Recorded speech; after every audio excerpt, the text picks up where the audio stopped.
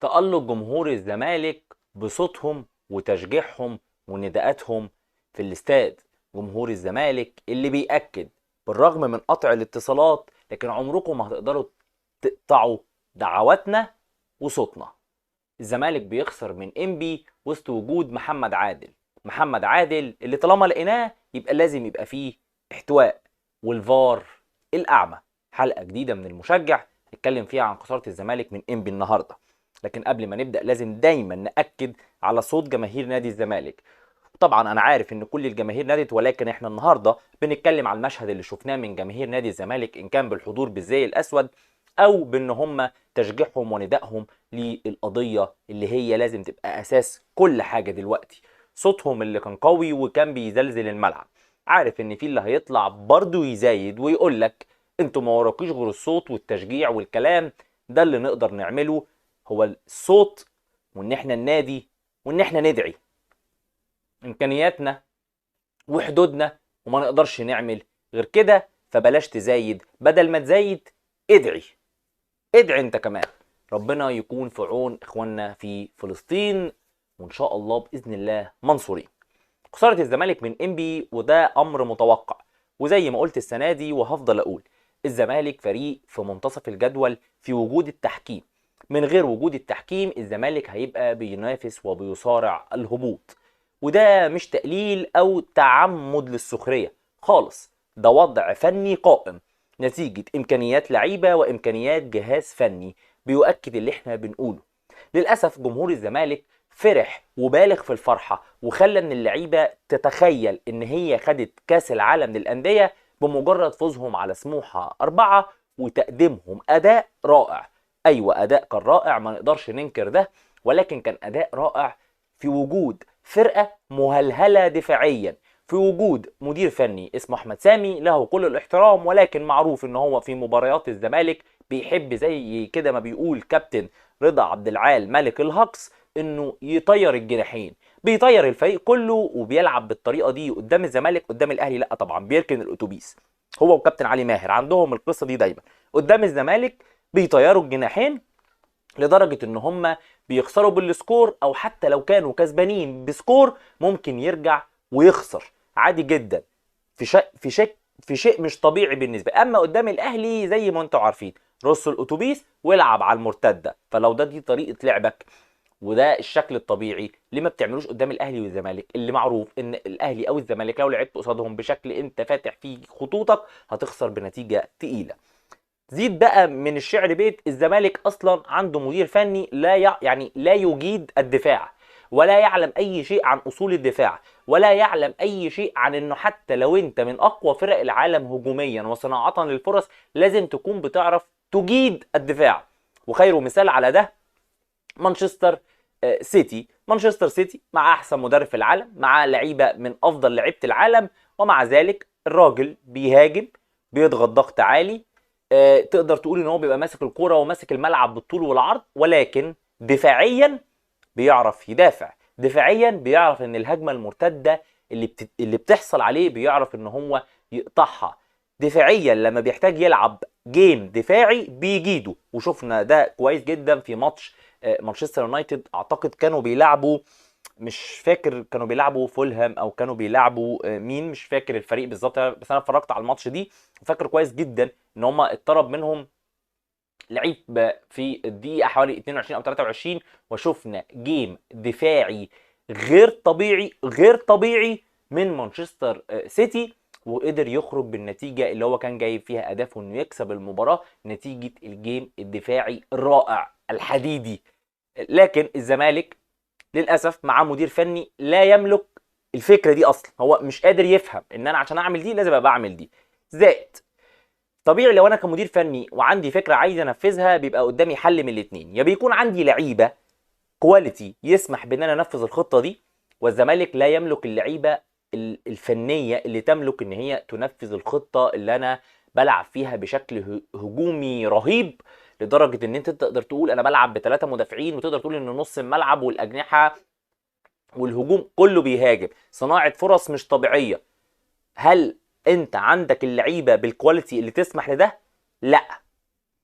طيب السؤال الثاني: او الطريقه التانية لو هو ما عندوش اللعيبه اللي بالكواليتي ده، يقدر هو يخلق ده او يعمل ده او يعلم اللعيبه ده، وهو برضه ما عندوش ده. يعني هو لا عنده لعيبه جاهزه للخطه دي، ولا عنده حتى تدعيمات جاهزه للخطه دي، زائد ان هو كمدير فني موجود بقاله حوالي 5-6 شهور او تقدر تقول موسم، ما قدرش ان هو يخلق ده في اللعيبه، ولا يعلمهم ده، ولا يعمل ده، ولا يطور ده في اللعيبه، لانه موضوع صعب ومحتاج مجهود ومحتاج امكانيات. هو لا يملك ده ولا يملك ده، ولكن هو مصمم على الطريقه دي اللي زي ما بقول لك ممكن تنجح في ماتش زي ماتش سموحه، ممكن تنجح في ماتش زي ماتش البنك الاهلي، لكن كانت صعبه جدا انها تنجح قدام فريق زي انبي.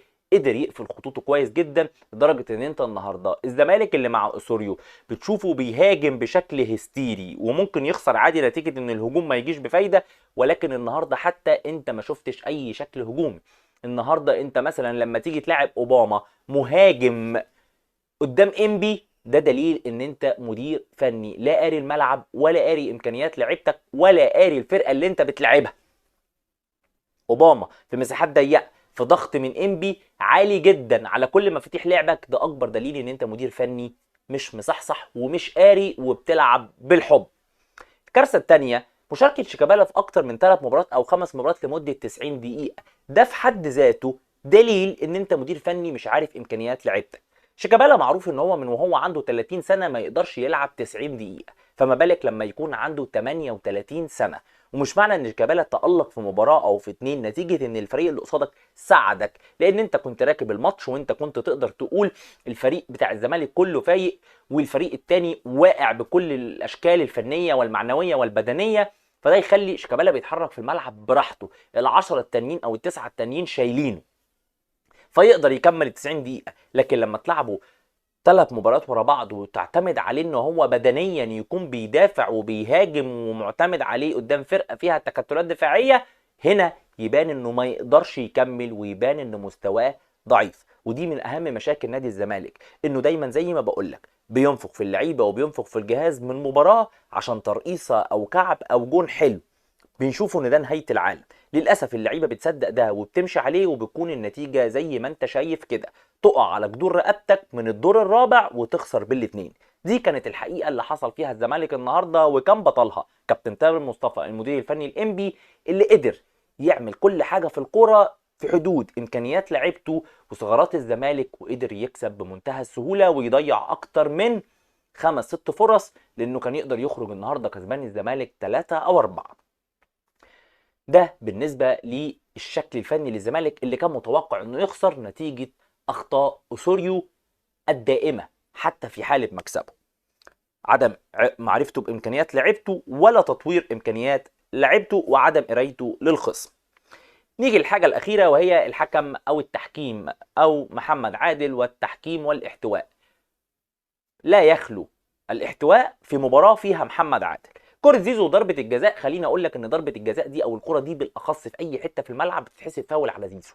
ليه فاول على زيزو؟ لان لاعب انبي طالع يشوط الكرة وزيزو رافع رجله. كرة معروفة في عرف الكرة في اي حتة في الكون، وانت بتلعب في الشارع، وانت بتلعب في الملعب الخماسي، وانت بتلعب تحت بيتكو، وانت بتلعب في الطين، وانت بتلعب في اي حتة، الكرة دي فاول على زيزو. لكن مع التحكيم المصري الكرة دي اتحسبت ضربة جزاء لزيزو. ومش المصيبه في الاحتواء اللي كلنا متوقعينه وعارفينه من محمد عادل، لا، احنا هنا في مصر نملك الفار الاعمى، فار ما بيشوفش، الفار اللي المفروض يكون عنده ديلي للعبه او تاخير للعبه عشان يشوفها ويدي للحكم قرار تاني، الفار اللي عنده التلفزيون اللي زي عند المشاهد اللي بيقعد يتفرج ويشوف اللعبه براحته ومن كل الزوايا عشان يفكر مع الحكم ويقول له تعالى وشوف، لا سمعنا صوته ولا ندى على الحكم ولا قال اي حاجه. فار اعمى، مصر تملك فار اعمى، فار تدخل مش لتحسين اللعبه، لتسويق سمعه اللعبه وسمعه التحكيم المصري وسمعه الفار. ارجوكم عالجوا الفار لانه فار اعمى، ودي الحقيقه. لا نملك فار في مصر غير انه فار اعمى يحتاج للعلاج للاسف. ومع ذلك بيخسر الزمالك من انبي عشان زي ما بنقول يكون من فرق منتصف الجدول حتى الآن بالرغم من تدخل التحكيم المصري. الموضوع مع أسوريو ومع اللعيبة دي هيفضل من أسوأ لأسوأ لولا تدخل التحكيم. طبعا الا لو تم اقاله الجهاز الفني وتعيين مدير فني يليق بامكانيات اللعيبه الحاليه. ما نعرفش اللي جاي هيكون ايه، ولكن خلينا نشوف الخساره دي. واخيرا بتجدد اخر حاجه ان احنا بنتمنى الشفاء العاجل لمصطفى شلبي، اللي انا ما اعرفش هل اصابته هي تجديد لاصابته اللي كانت في بدايه الموسم او في نهايه الموسم اللي فات، اللي هي كانت مشكله وشرخ في وجه القدم. ربنا يستر ما تكونش اصابه كبيره ويكون الموضوع يعني حاجه بسيطه، حاجه تقدر تخليه انه يشارك. وطبعا زي ما قلنا وهنفضل نقول، اتمنى خساره الزمالك، اتمنى تقديم اداء سيء من الزمالك، لكن عمري ما اتمنى اصابه لاعب او اذى اللاعب، لان في الاخر ده اكل عيشه يفضل موجود في الملعب ويخسر، لان في الاخر دي كوره وزي ما قلنا منافسه، ولكن عمرنا ما نتمنى الاذى وقطع عيش حد. شكرا ليكم، وشكرا مره تانية لجماهير نادي الزمالك اللي كان صوتها النهارده ودعواتها بيسمعها الكل. شكرا ليكم وشكرا لمتابعتكم، وان شاء الله باذن الله اشوفكم في حلقه جديده من المشجع. سلام.